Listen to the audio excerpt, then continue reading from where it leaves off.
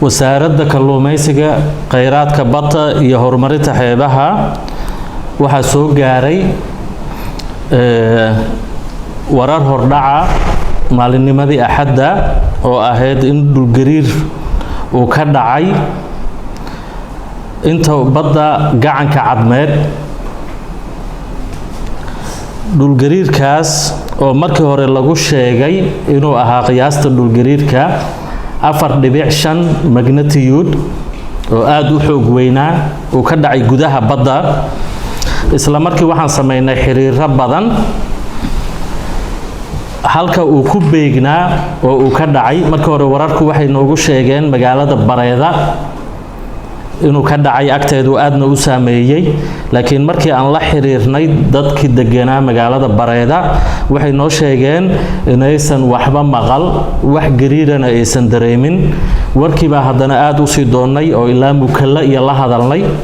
wuxuu isugu soo ururay inuu ka dhacay 171 kiiloomitir dhinaca waqooyi galbeed Bareeda, meel kaga beegan badda gacanka cadmeed.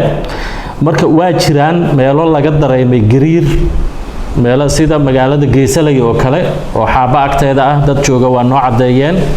Boolimooga oo kale waa maqleen oo waa noo cadeeyeen iyo meelo kale.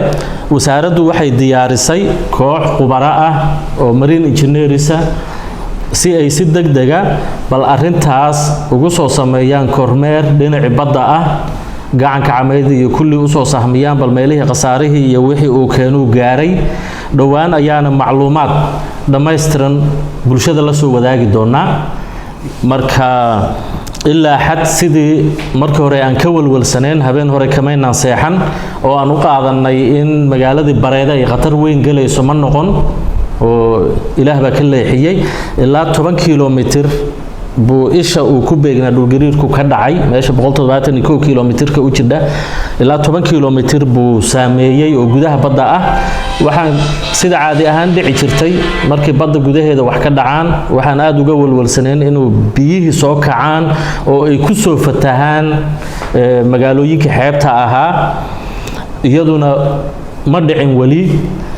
adigu khubaradaas marine engineerska ah baan ka warsugi doonaa insha Allah, iyaga warbixinta keeni doona. waxaan kaloo halka ka cadeynaynaa in fatahaadii qooriga badda Caluula ee horay u dhacay guddiga aan u dirnay oo wasaaraddu dirtay ee marine engineerska ah ay warbixin dhammaystiran keeneen, talooyin badanna soo jeediyeen. waxay u baahan tahay meeshaas shaqo badan, hawsheedii waa dhammaad. waxaa laga shaqayn doonaa muddo ilaa 3 bilooda ilaa 300 oo cubic meter oo ciid ah baa qoorigii afkii uu baddi kaga dari jiray soo xiray. ciidaas oo dhan baa laga gurayaa, dhinacii uu ka soo fatahayna waa la xirayaa insha Allah. shaqo dhammaystiran oo xal waara noqota ayaa la qabanayaa oo wasaaraddu ay qabanaysaa insha Allah. waxaan u sheegaynaa ummadda iyo dadka ku nool deegaanadaas in dawladdu u maqan tahay, in xukuumadda uu hogaaminayo madaxweyne Deni ay ka warqabto, loo maqan yahay.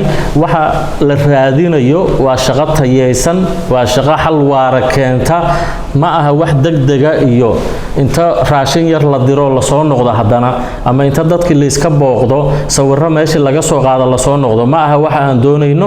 waxa aan doonayno waxa weeye inaysan arrintaas soo noqon, xal la keeno.